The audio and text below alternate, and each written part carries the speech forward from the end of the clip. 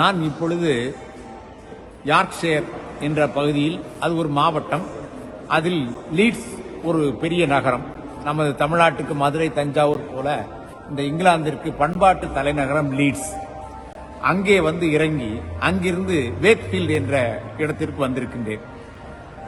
நமது தூத்துக்குடி மாவட்டம் தென்திருப்பேரைச் சேர்ந்த ஆனந்த் அவர்களுடைய அழைப்பை ஏற்று நான் இங்கே வந்திருக்கின்றேன்.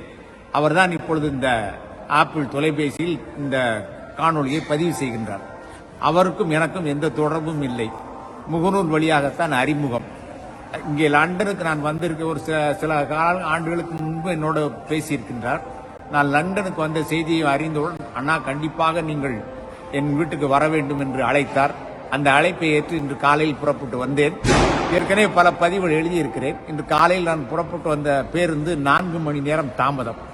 அதனால் அவர்கள் ஏதோ வழியில் சில பிரச்சனைகள் இருந்தனால் தாமதம் ஏற்பட்டது. பொதுவாக ஆங்கிலேயர்கள் நேரத்திற்கு குறித்த நேரத்தில் செல்லக்கூடியவர்கள்.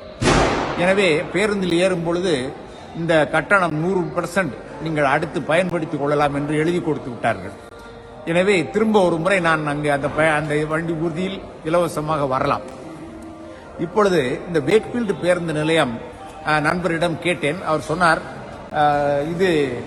இந்த ஊர் வந்து இது சுற்றி நிலக்கரி சுரங்கங்கள் இருக்கின்றன, நிலக்கரி ஒரு அருங்காட்சியகம் கூட இருக்கு, நாளை அழைத்து போகிறேன் என்று சொன்னார். கனடாவில் அயல்நாடுகளை பொறுத்த அளவுக்கு பேருந்து நிலையங்கள் எவ்வளவு தூய்மையாக இருக்கின்றன என்பதை பாருங்கள். ஒவ்வொரு பேருந்தும் அது கண்ணாடி கதவு போட்டிருக்கிறது. 24, 23, 22, 21.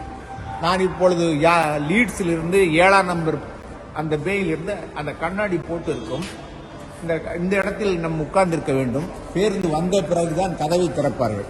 எனவே பேருந்து நிற்கின்ற இடத்தில் மக்கள் நடமாட்டம் ஒருவர் கூட இருக்க மாட்டார்கள். ஆனால் நமது நாட்டில் பேருந்துகள் மக்கள் கூட்டத்திற்கு மத்தியில் தான் வரக்கூடிய சூழ்நிலை இருக்கிறது. அந்த கட்டுப்பாடு ஒழுங்கு எதுவும் இல்லை.